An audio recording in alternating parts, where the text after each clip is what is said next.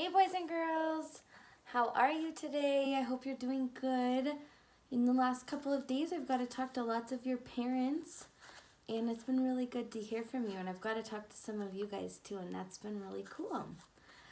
Today I'm going to read to you Harold and the Purple Crayon.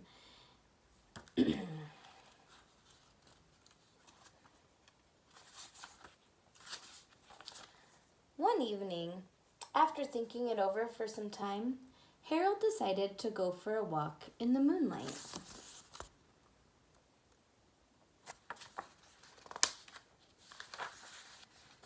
There wasn't any moon, and Harold needed a moon for a walk in the moonlight. And he needed something to walk on. It looks like Harold is drawing everything that he needs. He made a long, straight path so he wouldn't get lost. And he set off on his walk, taking his big purple crayon with him.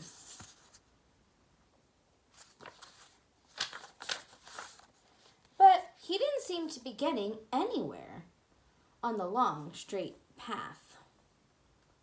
So he left the path for a shortcut across a field, and the moon went with him.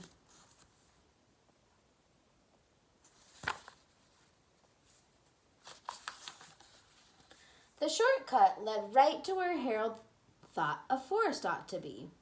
He didn't want to get lost in the woods, so he made a very small forest with just one tree in it.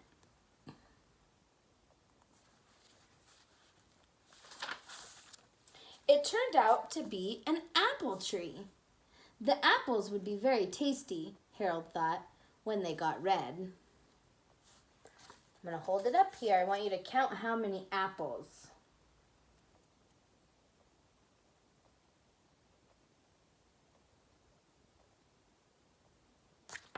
Okay, let's count them together. 1, 2, 3, 4, 5, 6, 7, 8, 9, 10, 11, 12, 13. I hope you got 13. So he put a frightening dragon under the tree to guard the apples. I think I might have skipped a page. Oh no, the dragon is guarding the apples because there's going to be so tasty. Ooh, the dragon, it was a terribly frightening dragon.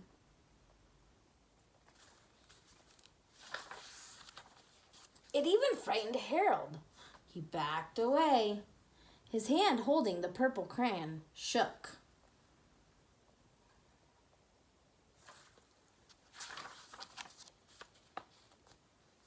Suddenly, he realized what was happening. But by then, Harold was over his head in an ocean. The squiggly line made an ocean. Oh man, Harold. He came up thinking fast, and in no time he was climbing aboard a trim little boat. Whew, he drew himself a boat. Good thinking.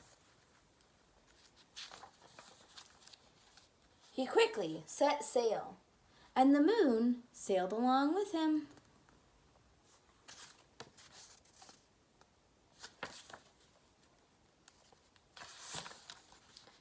After he had sailed long enough, Harold made land without much trouble. He stepped ashore on the beach, wondering where he was.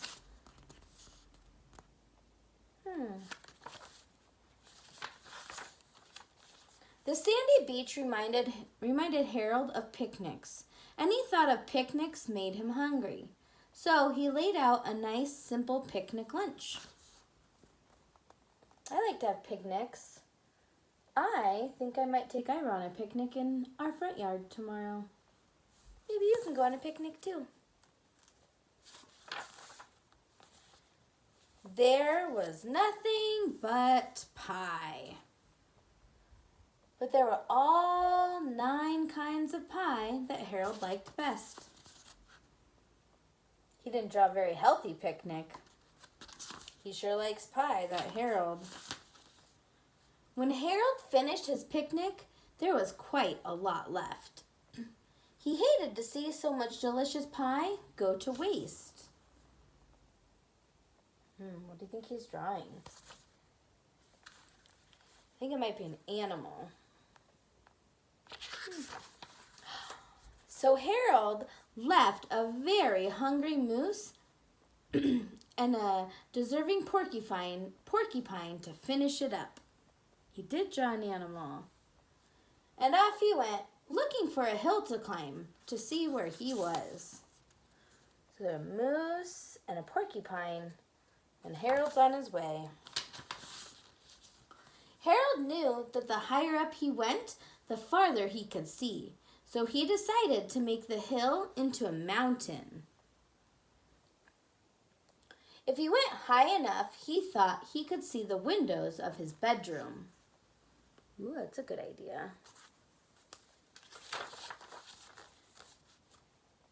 He was tired and he felt he ought to be getting to bed. He hoped he could see his bedroom window from the top of the mountain.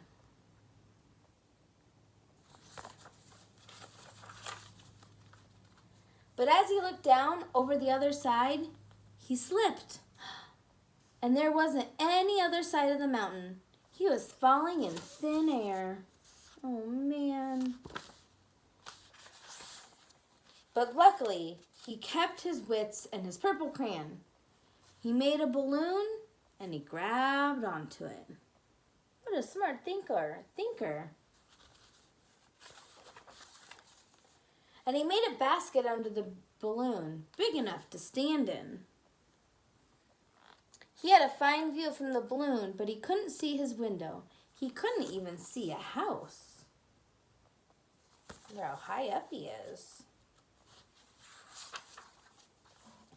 So he made a house with windows, and he landed the balloon on the grass in the front yard.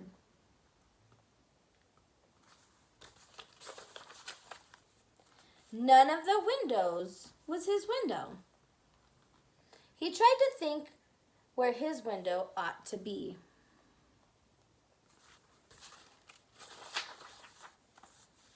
He made some more windows. He made a big building full of windows. Oh my goodness. He made lots of buildings full of windows. He made a whole city full of windows. But none of the windows was his window. He couldn't think where it might be.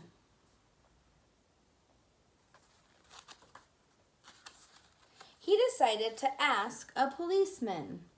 See, he's drawing the policeman. The policeman pointed the way Harold was going anyway, but Harold thanked him.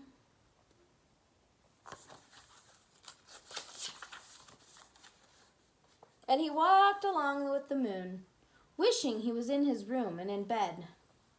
Then, suddenly, Harold remembered.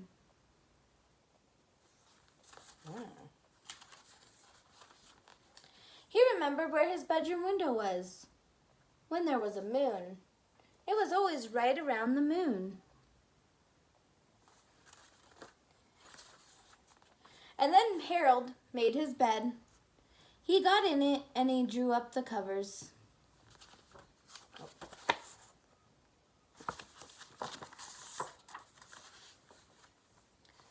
The purple crayon dropped on the floor, and Harold fell off to sleep.